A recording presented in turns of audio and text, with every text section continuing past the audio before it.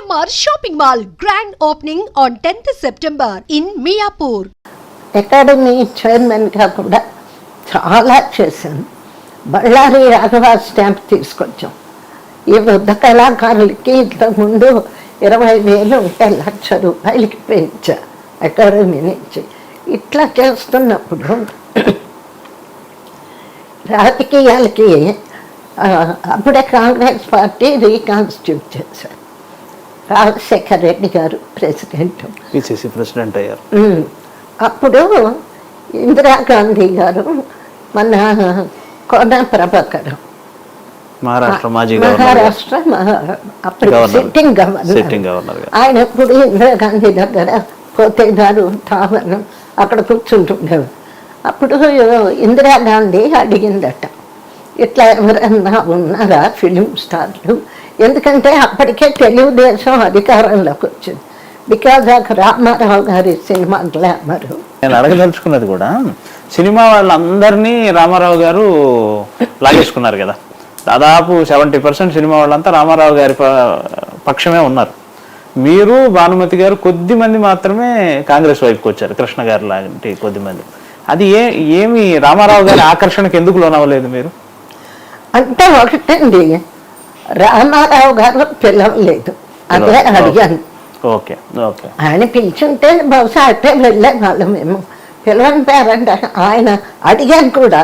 నేను డైరెక్ట్గా రామారావు గారు ముఖ్యమంత్రి అయ్యాక తెల్లవారున బొకే తీసుకెళ్ళి కంగ్రాచులేషన్స్ చెప్పి, ఏంటి సార్ మీరు పార్టీ పెట్టినప్పుడు మమ్మల్ని అందరినీ పిలవలేదు అంటే, జమున గారు మీకు తెలీదు, అందుకే మన వాళ్ళు ఎవరిని తీసుకోలే, అది మీకు కొన్ని ఇబ్బందులు కలుగుతాయి దీనివల్ల అంటే. అప్పుడు ఇందిరాగాంధీ ఆవిడ సిట్టింగ్ ప్రధాని కదా, మాకు ఇబ్బంది కలిగించవచ్చు అన్న ఉద్దేశంతో ఆయన అన్నారు. ఒక సినిమా వచ్చింది మండలాధీశుడు అని, రాజకీయ చిత్రం. అందులో భాస్కరమ్మ గారి క్యారెక్టర్, నాదెళ్ల భాస్కరరావు గారిని పోలి ఉండే క్యారెక్టర్ భానుమతి గారు, మీరు ఒక లాయర్, కృష్ణ గారి హీరో. అది దాదాపుగా రామారావు గారిని దునుమాడినంత పనిచేసింది కదా. అదేంటి ఆ సినిమా ఎలా అంటే, రామారావు గారి ప్రభంజనాన్ని ఆపటం కోసమే మీరంతా ఏకమై తీశారా? మామూలు సాధారణమైన సినిమా మామూలు పాత్ర అంతే, ఏదో గెస్ట్ అపీరియన్స్ అని అడిగితే చేయడమే. ఆ తర్వాత ఈ యాక్టివిటీ చూసి కోన ప్రభాకరరావు గారు ఇందిరాగాంధీకి చెప్పారు, ఇట్లా మాకు ఒక వేరే వనిత ఉంది, బోల్డిందేడి జమున, ఆమె ఇద్దాము కాంగ్రెస్ పార్టీకి పిలిస్తే వస్తారు.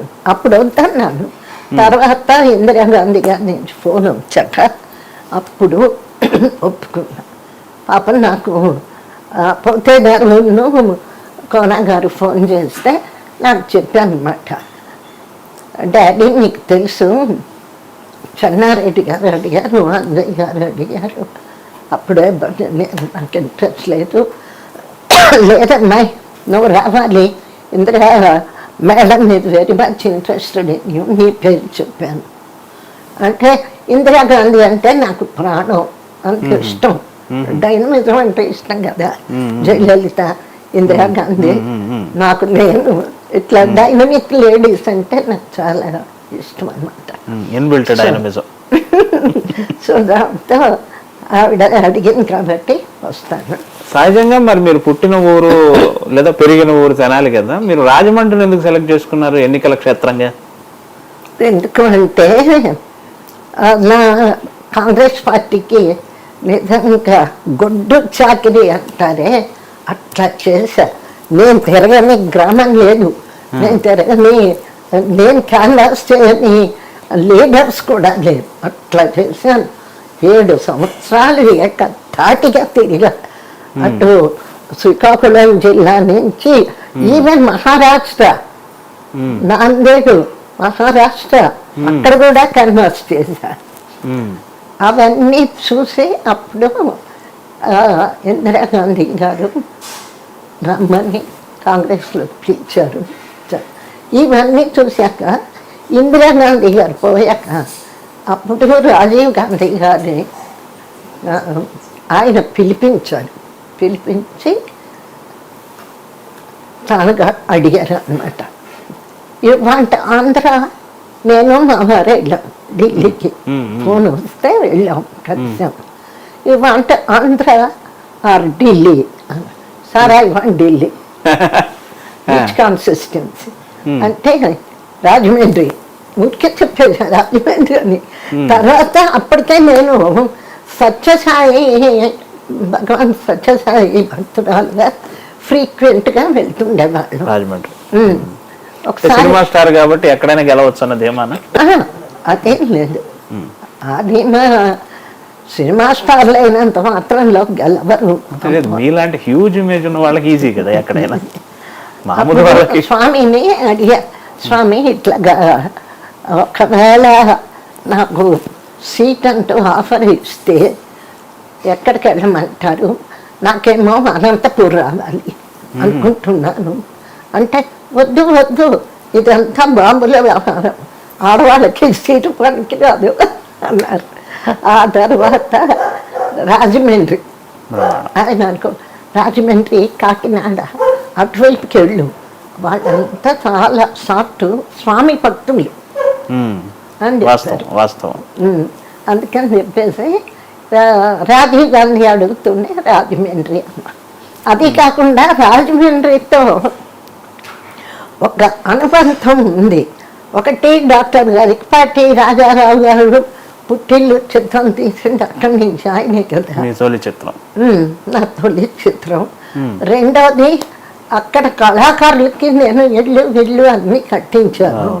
సోషల్ వర్క్ అక్కడి నుంచి ఎక్కువ స్టార్ట్ అయింది. కాబట్టి రాజమండ్రి తర్వాత వచ్చి మా చుట్టాలంతా కూడా నా మేనత్ వైపు నుంచి బారు వాళ్ళని జమీందారులు. చిన్నప్పటి నుంచి అక్కడికి వెళ్ళేదాన్ని చుట్టాలు.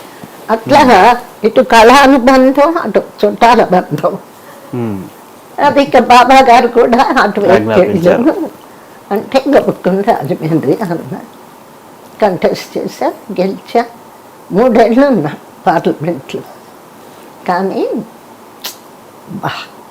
అదొక జీవితంలో మరుపురానటువంటి నా జీవితంలో.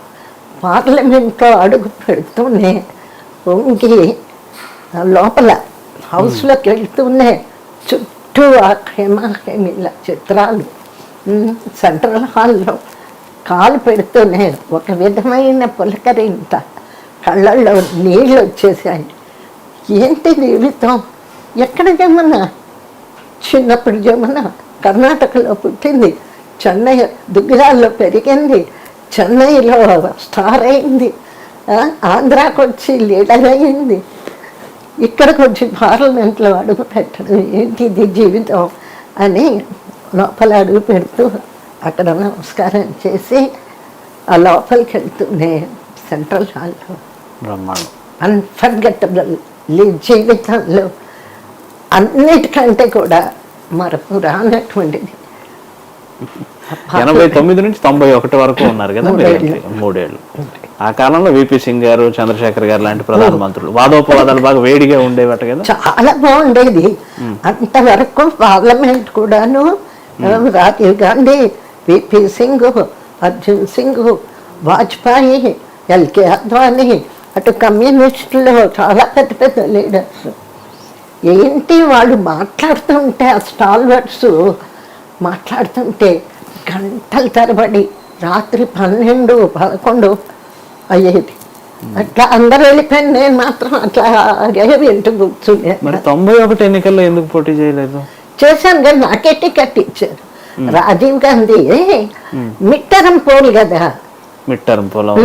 అనవసరంగా చంద్రశేఖర్ని సపోర్ట్ తో ఉంది కదా, కాంగ్రెస్ సపోర్ట్ తో, సో విత్డ్రా చేశాడు. అవును, ఇంకొక సంవత్సరం ఆగమన్నాం. వద్దు, ఈ కనకాపురం గవర్నమెంట్ ఉండదు, పోతుంది, అది దానంతటా అది కొలాప్స్ అవుతుంది, మీరు సపోర్ట్ విత్డ్రా చేయాలి. అప్పుడు కాంగ్రెస్ మేము అపోజిషన్ పార్లమెంటరీ పార్టీ మీటింగ్ లో చెప్పాను కూడా వద్దని. రాజీవ్ గాంధీ వెళ్ళలే.